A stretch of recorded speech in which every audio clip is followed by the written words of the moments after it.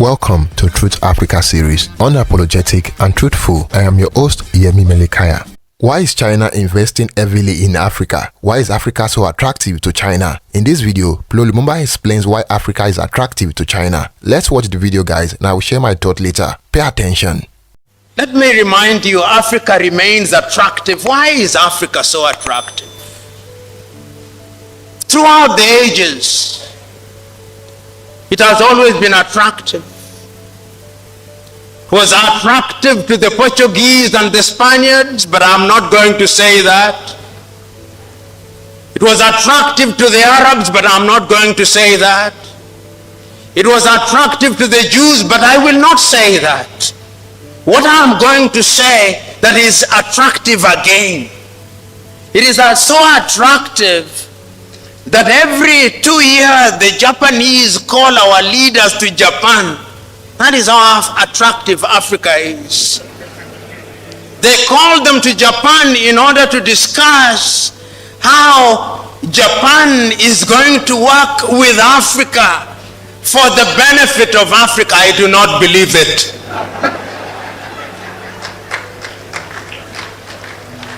It must be for the benefit of Japan.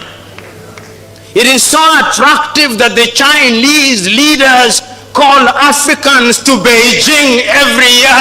The 54 of them, they call them to Beijing.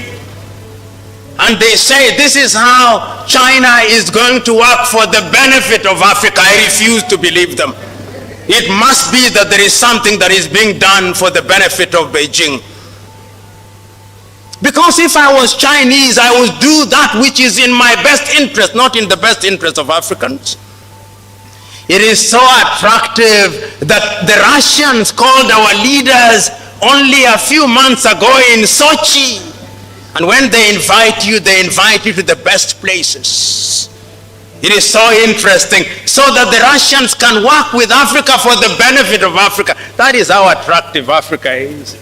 It is so attractive that the Germans also invited our leaders to Berlin. It is so attractive that even the Arabs are inviting them to Doha, and that is how attractive it is. Have you ever heard the Latin Americans being invited? No, I did not hear. Have you ever heard the Arabs being invited? No. It is only Africans who are invited. That is how attractive Africa is. Is it a bad thing? Depending on what you think. We can use it to our own advantage, or we can allow them to use it to their advantage.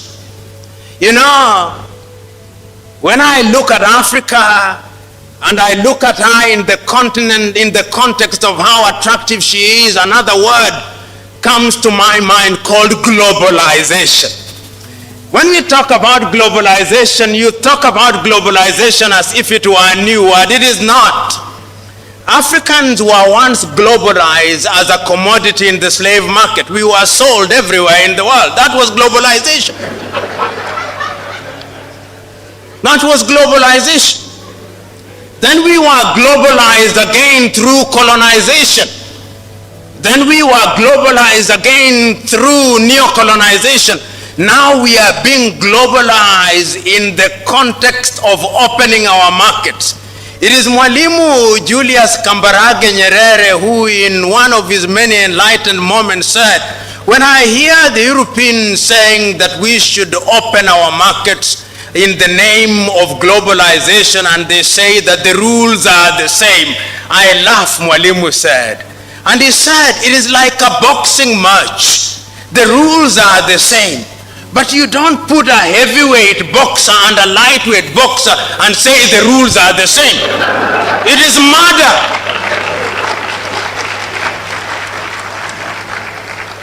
Allow me to be melodramatic.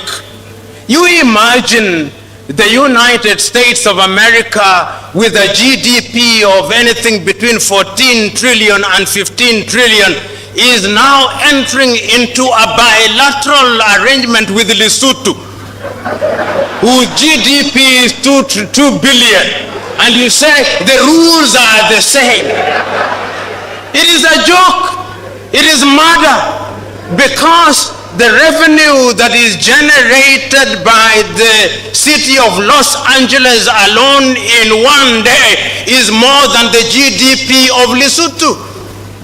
So we are being told to open our markets, and when we opened our market, you saw what happened? Our textile industries died. The large textile industry that we knew about in Kaduna, in Nigeria, died. Our cotton industries died. Our sugarcane industries died. Our waters, even water nowadays, water.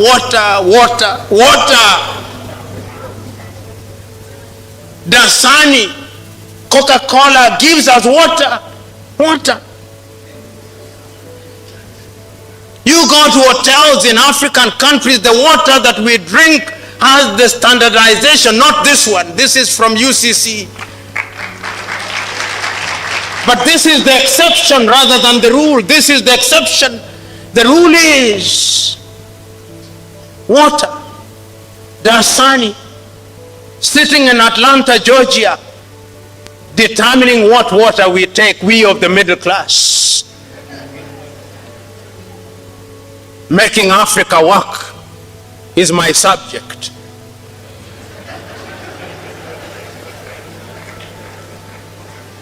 What will it take?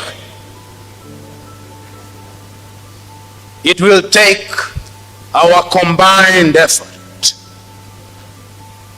But there must be an enlightenment of a totally different character. Let us look at the different sectors so that we are better able to appreciate what Africa can be. And I believe that Africa can be great.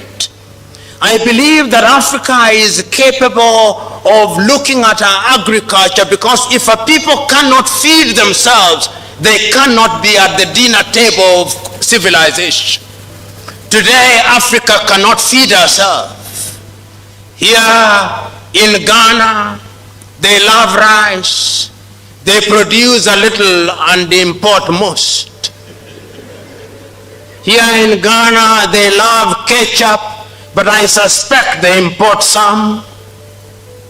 Here in Ghana, they love chicken. They produce some, but I suspect they import some. In Nigeria, I suspect they love meat, and I suspect they import some. They love rice. Here in Ghana, I know they produce cocoa and they love chocolate, but the chocolate they make, they don't like very much. They import chocolate from Switzerland. So until the day that we begin to like what we produce, so that we add value, I look forward to the day when the greatest chocolate making factories will be here in Ghana, and the next will be in Togo, and the next in Cote d'Ivoire. It can be done. Which calls into question, what are our universities of agriculture doing? Are they involved? Are they included in the agenda of making Africa great? And I'm saying that history has demonstrated that when people decide to work in agriculture, they can actually do something about it. I remember so very vividly in your own Malawi, when President Mbingu wa Mutharika took power, he took the view that he could improve agriculture in Malawi. He took the view that he could produce enough maize. He took the view that Malawians could do it, and you will agree with me, they did it. It was done in Malawi. Why can it not be done now? I remember so very vividly, those of you who are from Burkina Faso, in 1983, when Thomas Sankara took power, he took the view that the Burkinabe could feed themselves, and within 5 years, Burkina Faso could feed herself. It can be done. I know that right now, I remember so very vividly in Zimbabwe when President Mugabe took power, and even before then, during the first 5 years, Mugabe's government was capable of producing enough maize to be consumed in Zimbabwe and enough cotton to make clothes. Today, as I speak to you now, the Zimbabweans are under threat of starvation. What happened? It can be done in Zimbabwe, and I believe that it must be done if Africa is to work. Africa can work in agriculture. Africa can work in innovation. I'm very glad that in the last 1 year in Makerere, Uganda, they have come up with a solar-powered bus. Ugandans can do it. I'm very glad that in Nigeria, only last week they unveiled a car that is made out of hydrocarbons. Nigerians can do it.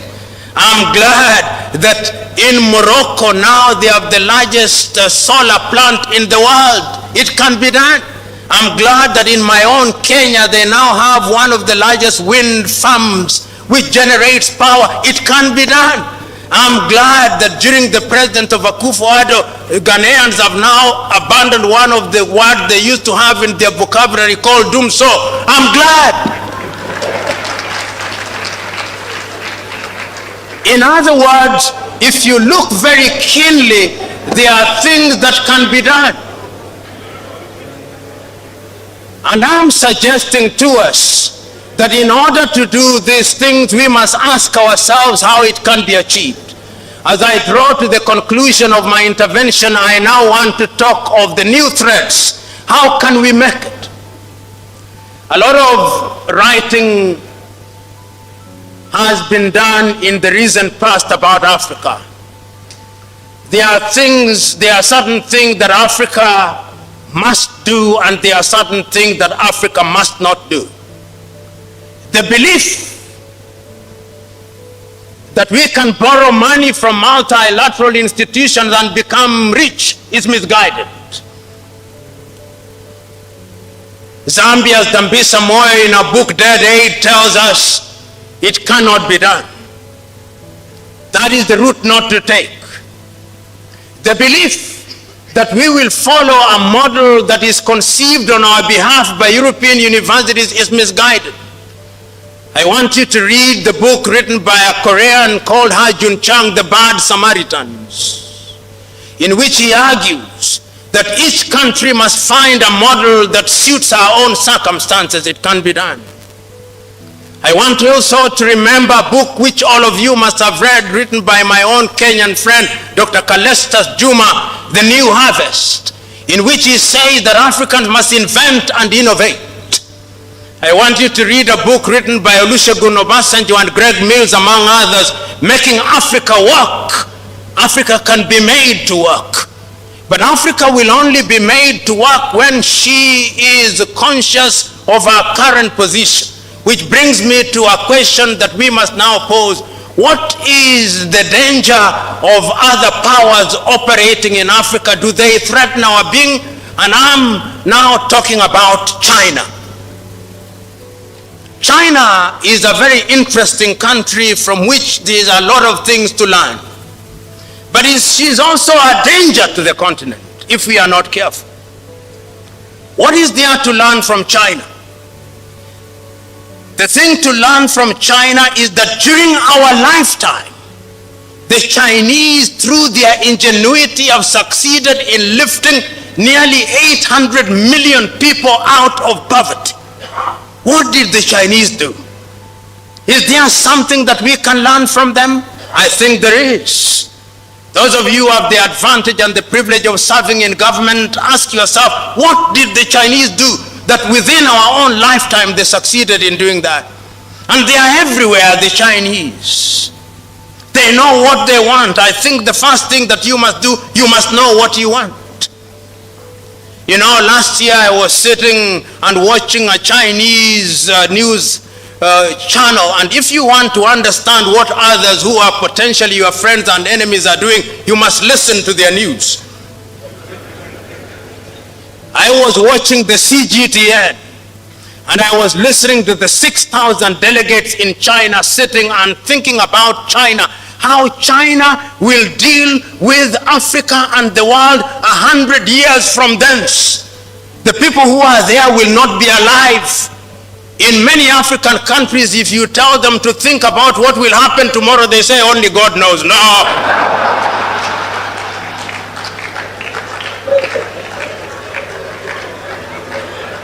I hold the view that when you are planning, you plan as if you will never die. And if you are prayerful, you pray as if you'll die the next minute. I'm suggesting that the Chinese have given us away. Today the Chinese, and see how the Chinese are working with us. Which university in Africa worth its name does not have a Confucius Center? I do not know whether you have one here at UCC.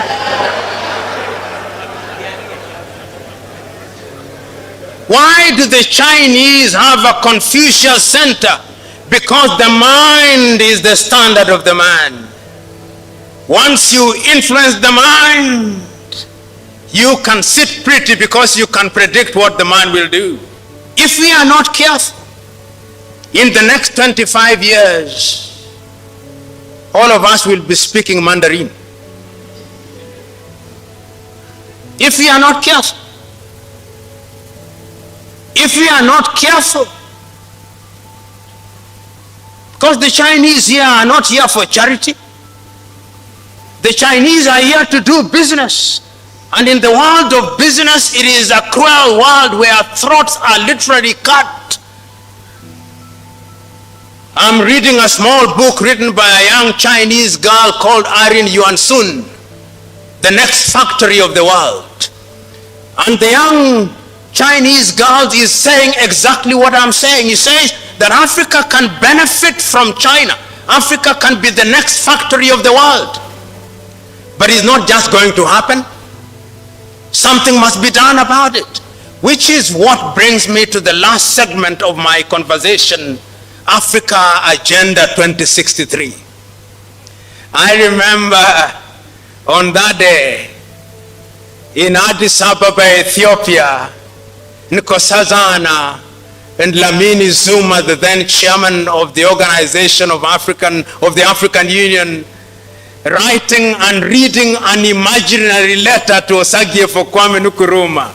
I will not remember the words exactly, but I'll remember it in substance. And in substance he was saying, by the year 2063, we Africans, having recognized that we may have lost the last 50 years of our independence, will not lose the next 50 years of our independence. I'm adding a few things in order to make it relevant.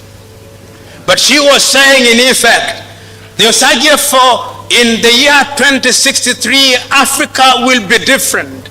There'll be an electric rail running from Addis Ababa in Ethiopia to Dakar in Senegal. In the year 2063, Africa will be feeding herself, and the bread basket of Africa will be Zimbabwe in Southern Africa and the Democratic Republic of Congo. Africa will be making her own furniture, and we will do so in a sustainable manner, with the equatorial forests of Congo being the source of our products. I will remember in those years to come, what you now see as the Sahara Desert will have been greened. Africa will be covered in forests. The Democratic Republic of Congo will become the equivalent of the Silicon Valley. There will be rare earth. Africa will use funds made by Africans. Africa will refine their own oil. Africa will use our own copper. Africa will have excess electricity. Africa will have the Inga Dam in the Democratic Republic of Congo. Africa will have built the Grand Renaissance Dam. And indeed, at that time, Sudan will not quarrel with Ethiopia, and Egypt will not quarrel with Ethiopia. They will be using these resources well. Africa will not be importing fish, tilapia, from China. The fish will be produced in Lake Victoria, Lake Tanganyika, Lake Tana, and all these other places. That was the reason of Africa Agenda 2063. It was a dream. But is it not true that we must all dream? We must dream. The only thing that we must do once we have dreamt, we must wake up. The problem is sometimes we dream and we don't wake up. We must wake up and now begin to implement. Do I think that Africa woke up? I think Africa woke up. And that is how I understand the Africa Continental Free Trade Area. The Africa Continental Free Trade Area is a demonstration that beyond dreaming in a very amorphous manner, we now want to give form and character to our dream by operationalization, so that we begin to bring down the tariff and non-tariff barriers, so that we are able to ensure that Africa will do things that will make Africa great. Intra-African trade will be 80%. And that is why it gladdens my heart that Accra, Ghana was chosen to be the secretariat of the ACTF. I look forward to the day when the protocols are now being made, that we shall begin to take advantage of innovation. You remember Africa lost out in the first industrial revolution. Africa lost out in the second industrial revolution. Africa started gaining a little from the third industrial revolution. We are now in the fourth industrial revolution, where we are talking about artificial intelligence, we are talking about robotics, we are talking about the Internet of Things. We are saying that Africa must now find her pride of place in those areas, so that Africa can be great in agriculture, Africa can be great in education, Africa can be great in value addition, Africa can be great in utilizing our fossil fuels, so that young Africans will not cross the Mediterranean Sea. When I look at Africa, I think that she can be made to work, but the last thing that we must do is to ensure that we introduce hygiene in our politics. Because it all begins and ends with leadership. History has demonstrated, not once, not twice, but times without number, that when you have men and women who are good leaders and they know what they want, they can catapult their countries within a short time into the higher orbits of development. We must now begin to ask ourselves, how do we govern ourselves? How do we create a political environment where all these things can happen? I'm suggesting to us, without being arrogant, I'm speaking hopefully with the humility that will not sharpen the anger of leaders in this forum, but will open their eyes. When you are in a position of honor and privilege, remember that your duty is to serve. Those of you who are cabinet ministers, remember that you are not necessarily the best of men, but you've been favored to be in positions of honor and privilege. You are not necessarily the best of women. Because you have been honored and privileged, serve in humility. And the problem in Africa is that many African leaders suffer from what I call the Jehovah complex.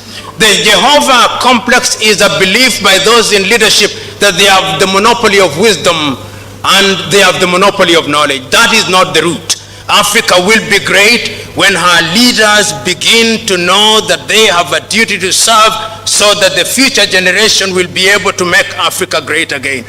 Africa can be great. Africa will be great. Africa will be great in agriculture. Africa will be great in our industries. Africa will be great in our education. Africa will be great in all other things. But the last thing that Africans must do is to decolonize our minds. We must liberate ourselves from this misguided view that we cannot achieve. We can achieve, we have achieved, and going forward, working together, we will achieve. God bless.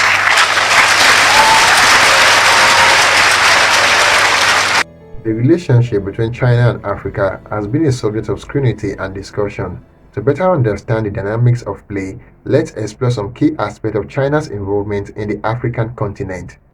Economic investment. China's economic engagement in Africa is significant, with investment ranging from infrastructure projects to natural resource extractions. While these investments have spurred economic growth in some African nations, questions arise about the terms of this agreement and their long-term implications. Debt diplomacy. One of the concerns often raised is the issue of debt. Many African countries have taken on substantial loans from China to finance infrastructure projects. Critics argue that this has led to a form of debt diplomacy, where China gains influence in exchange for financial assistance. Natural resource extraction. China's demand for Africa's natural resources, such as oil, minerals, and agricultural products, has led to extensive trade partnership. While this has provided economic opportunities for some African nations, Debate persists about whether the terms of this resource agreement are fair and sustainable. Labor practices. In some instances, Chinese companies operating in Africa have been criticized for their labor practices. Reports of poor working conditions and allegations of exploitation have raised concerns about the social impact of Chinese investment on local communities. Environmental impact. The environmental impact of Chinese projects in Africa is another area of concern. Infrastructure development, particularly in extractive industries, can have ecological consequences. Balancing economic development with environmental sustainability is a crucial consideration. Local industry impact. The influx of Chinese goods into African markets has impacted local industries. Some argue that the competition from cheaper Chinese products hinders the growth of local businesses, creating challenges for sustainable economic growth. Transparency and governance. Transparency and governance issues also play a role in the discourse around China's involvement in Africa. Questions arise about the transparency of agreements, adherence to environmental and social standards, and the overall governance of this project. In conclusion, the relationship between China and Africa is nuanced and multi-phased. While China's investments have undoubtedly contributed to economic growth in some African nations, concerns about debt, labor practices, environmental impact, and the overall terms of engagement persist. And there you have it, guys. Kindly share your opinion in the comment box below, and do not forget to like this video so YouTube can share this video with more people like you. Until next time, cheers and have a good one.